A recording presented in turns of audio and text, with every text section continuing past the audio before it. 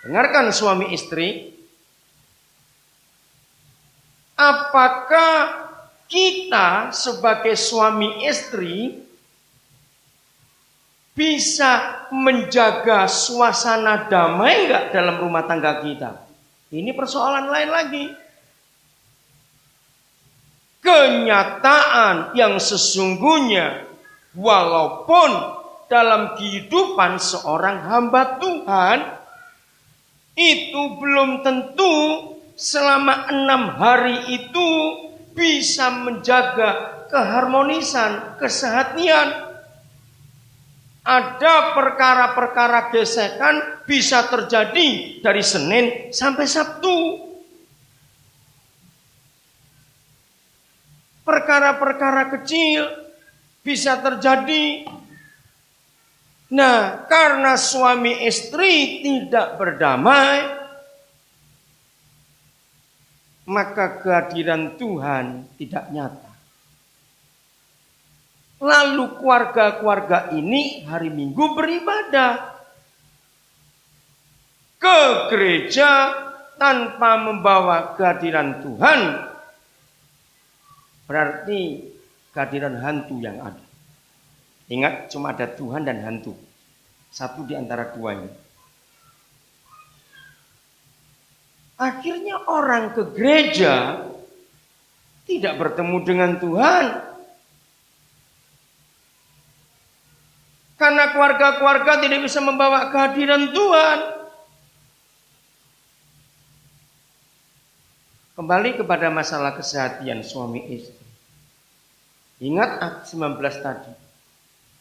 Apabila di dunia ini ada 2 orang yang sepakat. Saudara, maka itu bicara otoritas keluarga. Maka kita harus bicara hierarki atau struktur pemerintahan keluarga.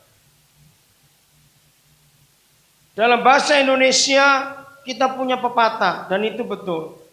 Sebuah perahu tidak bisa 2 nakoda.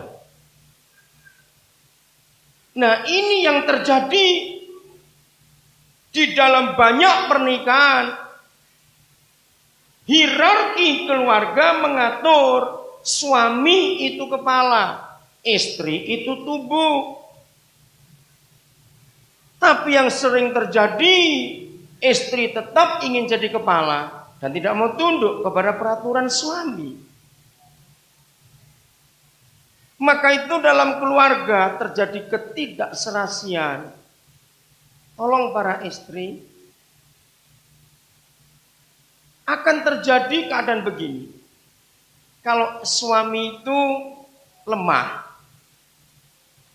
maka setelah sekian tahun pernikahannya, suami melihat, daripada ribut, akhirnya nakoda kapalnya berubah ke tangan istri. Nah, ini yang salah. Bagaimanapun juga Tuhan tidak memberi otoritas kepada tubuh. Otoritas tetap kepada kepala. Tapi kalau ada suami yang tidak mau menyerah kalah kepada istrinya, tetapi juga tidak mengerti hukum-hukum firman Tuhan, terjadilah suatu bentrokan besar dalam keluarga itu. Karena suami juga gak mau kalah, tapi dia tidak mengerti bagaimana cara yang Alkitab ajarkan. Nah, saudara, di sini kita melihat luar biasa kalau keluarga itu dipulihkan dan tahu statusnya dengan benar. Saudara perhatikan 1 Korintus 11 ayat 3. Ada 3 kepala di situ yang Tuhan tunjukkan. Saya akan baca. Tetapi aku mau supaya kamu mengetahui hal ini. Mengapa Tuhan minta kepada gereja untuk kita mengetahui hal ini? Hal apa yang harus kita ketahui? Perhatikan anak-anak Tuhan. Inilah struktur pemerintahan dalam keluarga yang surga tetapkan. Dan apabila setiap keluarga menghormati peraturan ini, maka otoritas keluarga akan ada. Saya ulangi, tetapi aku mau supaya kamu mengetahui hal ini, yaitu kepala, pakai huruf besar, dari tiap-tiap laki-laki ialah Kristus. Kristus adalah kepala yang pertama. Kepala dari perempuan ialah siapa? Laki-laki. Jadi laki-laki itu pemimpin. Yang ketiga, kepala dari Kristus ialah siapa? Tuhan. Ini hierarki yang luar biasa, struktur kepemerintahan yang luar biasa. Sama seperti pemerintahan dalam dunia ini.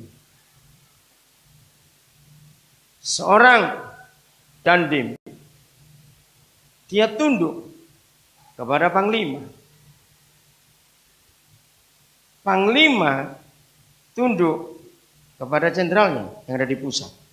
Itu hierarki. Tolong para perempuan perhatikan ini. Kalau Tuhan membedakan hierarki keluarga seperti ini, itu tidak menunjukkan bahwa perempuan itu lebih rendah dari laki-laki. Tidak. Galatia 4 menuliskan, di mata Tuhan laki perempuan itu sama haknya. Kalau begitu yang dibedakan itu apanya? Fungsi. Catat baik-baik. Tuhan tidak berbicara tentang posisi. Kalau posisi laki dengan perempuan di mata Tuhan itu sama. Tetapi fungsi itu berbeda. Nah, fungsi tidak berurusan sama sekali dengan posisi atau kedudukan. Coba kita lihat tubuh kita. Ini paling gampang. Kalau kepala itu diletakkan di atas, itu karena posisi atau karena fungsi? Karena fungsi. Tubuh ada di bawah kepala, itu karena fungsi. Bisa bayangkan kalau kepala dipindah ke kaki? Coba pikirkan. Nggak bisa terjadi itu. Betul nggak? Nah, maka itu kalau ada keluarga, istrinya memimpin, suaminya dipimpin, itulah keluarga terbalik, kepalanya di bawah. Nah, keluarga seperti itu, keluarga tidak punya visi, sebab matanya nggak bisa lihat apa-apa. Maka itu tolong istri-istri yang dominan bertobatlah.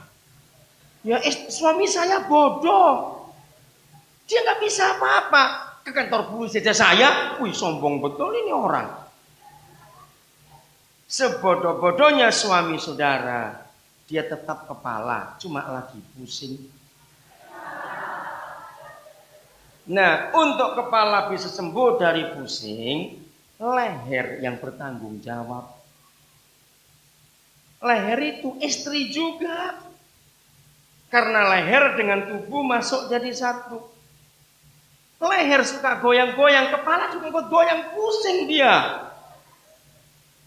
Ngerti para istri yang suka ngomel itu? Itu yang suka goyang-goyang itu tadi. Istri yang banyak rencana, banyak ini, gak mau diatur oleh suaminya.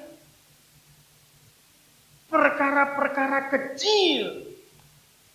Kalau suami minta, berikan, jangan ngotot. Sebab suami pasti sudah berpikir untuk minta itu pada istrinya. Hari pertama siang Pak Pendeta Johan bicara bagus soal istri dan suami.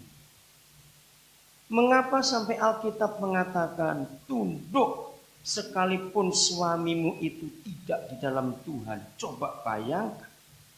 Apa maksud firman itu? Karena